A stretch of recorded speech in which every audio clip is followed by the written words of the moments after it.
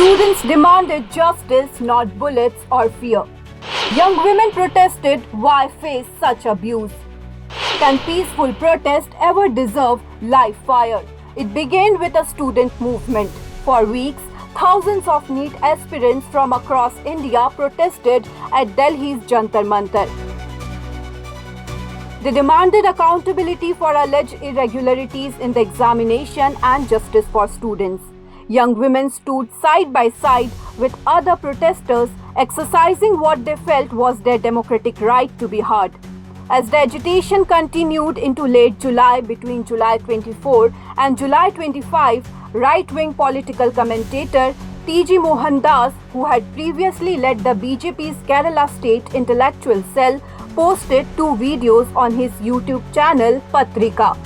In those videos, he reportedly said that if he were in charge, he would impose a curfew around the protest site, issue 3 warnings and then order live ammunition to be fired at the protesting students. Who orders bullets against unarmed students? Who speaks such words about brave women? Can such remarks ever be called satire? The situation escalated when Mohandas reportedly made derogatory remarks about the women at the protest.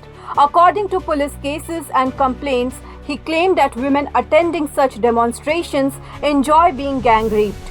He further suggested that incidents of sexual violence during protests would not lead to complaints because, in his view, the victims had implicitly consented.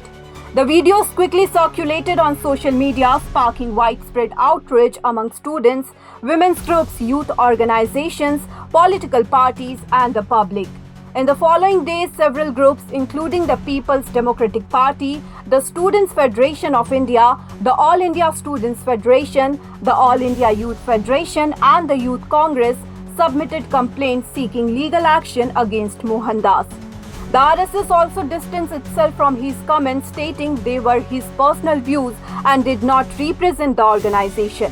Meanwhile, DYFI workers protested, demanding his arrest.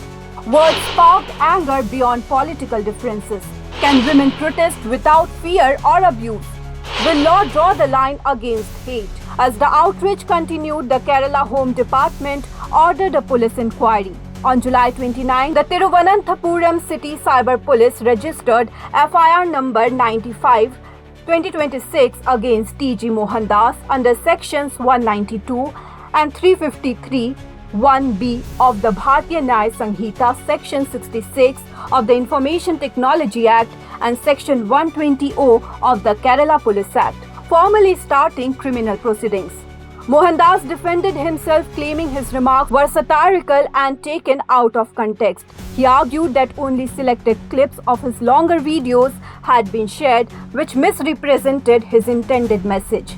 However, his defense did little to reduce public outrage. For many students, his comments felt like an attack on their right to protest. For many women, they were seen as deeply offensive and an attempt to discourage women's involvement in public life. Across social media and public forums, many questioned whether disagreement with a protest could ever justify calls for violence or disrespectful remarks against women. The investigation will now determine whether the comments constitute criminal offences under Indian law. Yet the controversy has already sparked a national debate about free speech, women's dignity, the right to protest peacefully, and the responsibility of individuals speaking publicly. News Desk Report, Such the Reality.